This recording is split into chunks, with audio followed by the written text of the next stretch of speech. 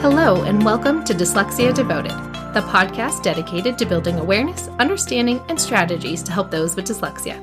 I'm your host, Lisa Parnello, dyslexia therapist and founder of Parnello Education Services. Join me as we dive into today's episode of Dyslexia Devoted. Hello, everyone. I'm so glad you're joining me again today. And if you're a new listener, welcome to the show. This week is actually going to be a little bit of a shorty episode because, in case you don't already know, summer is my super busy season. It's when I help all the kids I normally can't take on during the school year because they're at school and there's only so many hours in the after school time that are available each week. So summer is the time when I help all the kids who need more help than I can give during the school year. And it is also my busy time for some of the other work I do to help a company with their program development stuff. So it is one of those times a year where I am blessed to have so much work to keep me busy, but at the same time means I don't have a lot of extra. And so this week's is a bit of a shorty episode for Dyslexia Devoted. I have a bit of good dyslexia news to share that I actually knew about a couple weeks ago, but just plain forgot to include it in our podcast episode, so better late than never, right? California is one of the very few states that does not have any dyslexia screening laws. And while we have this amazing set of dyslexia guidelines, they're never put into place because no child actually has the word dyslexia on their IEP. I'm not really saying that literally. There are some kids that do get the word dyslexia put on there. But because there's no dyslexia screening, even though we have these guidelines, rarely do they write the word dyslexia on the IEP, so therefore it's not really followed. And now they've just put into the new budget money set aside for dyslexia screening. So now maybe some of those kids who've never been diagnosed with dyslexia and who have fallen through the cracks can now get screening in schools. So I'm very excited to share that with you guys, and it's great news for some of those kids who are not getting identified early enough to get the support that they desperately need. Speaking of getting support kids desperately need, that brings me to today's topic of the podcast, which is summer homework. So, how do you feel about summer homework? I know I have my opinions. What are yours? Welcome to episode 60 of Dyslexia Devoted, and today we're talking about the downsides of summer homework assignments. Now, for me personally, I hated giving summer work. I know I was told I had to certain school years, and so I did because they told me I had to. And usually it meant I spent 3 days preparing packets that covered all the things we had learned over the school year so the kids wouldn't forget them and they could all practice them. Do you know how many kids turned it in? Approximately 1 out of the whole class.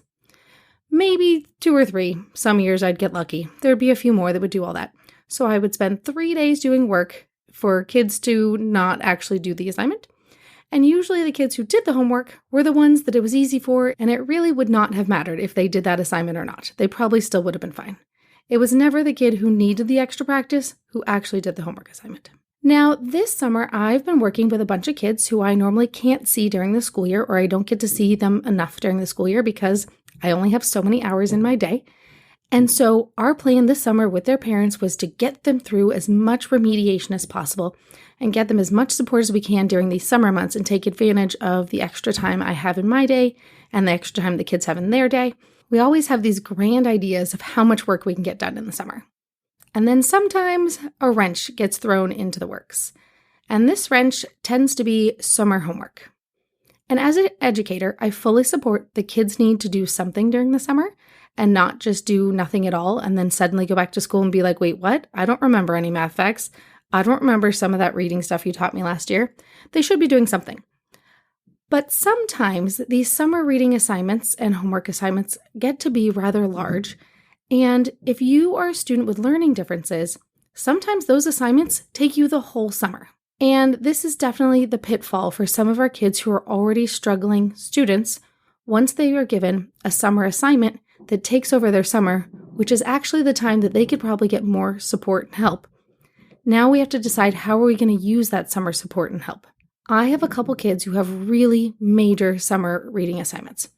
There's one of my boys who's 6th grade going into 7th grade who has 500 pages worth of reading to do this summer. And I'm not talking light, pleasant reading.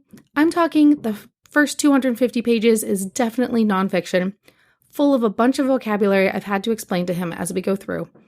And then the other assignment is another 250-page book that also has very heavy topics and themes. Both are meant to teach lessons, and I get it, but they're also really heavy for this kid to get through our summer.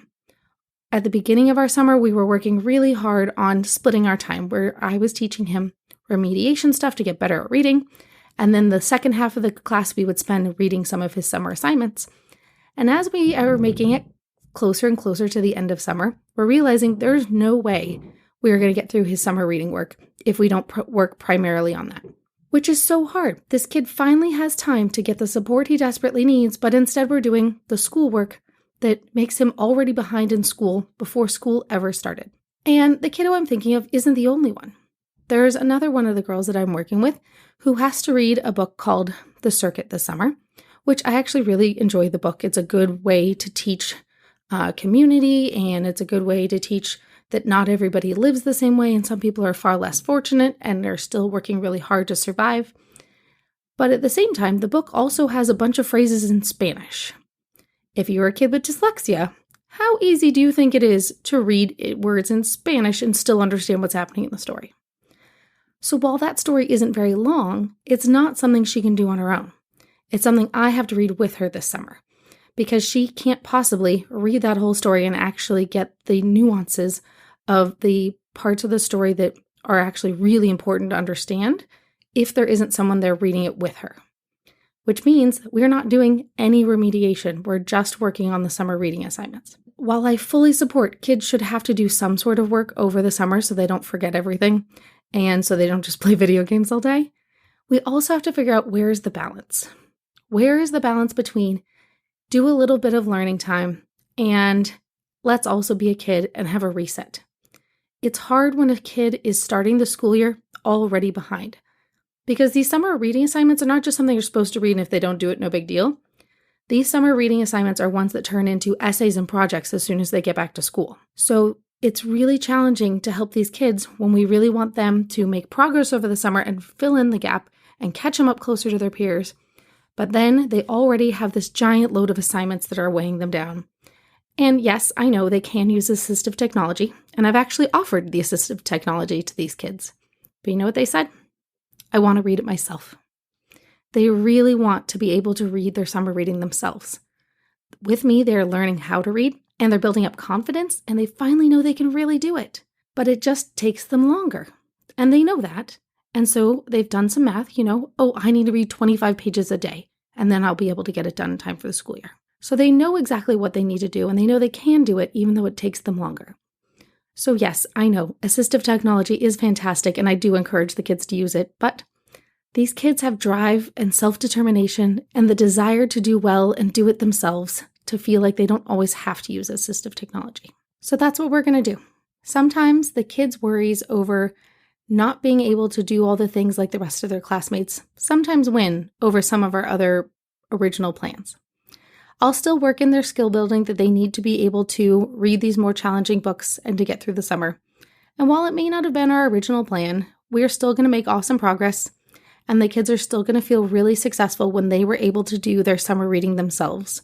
They didn't have to listen to somebody else read it. They could do it themselves. And sometimes that is also really powerful. So while the summer may not go to our original progress plan, we're still making progress, and we're going to call that a success. All right, that's it for today. I'll see you next time.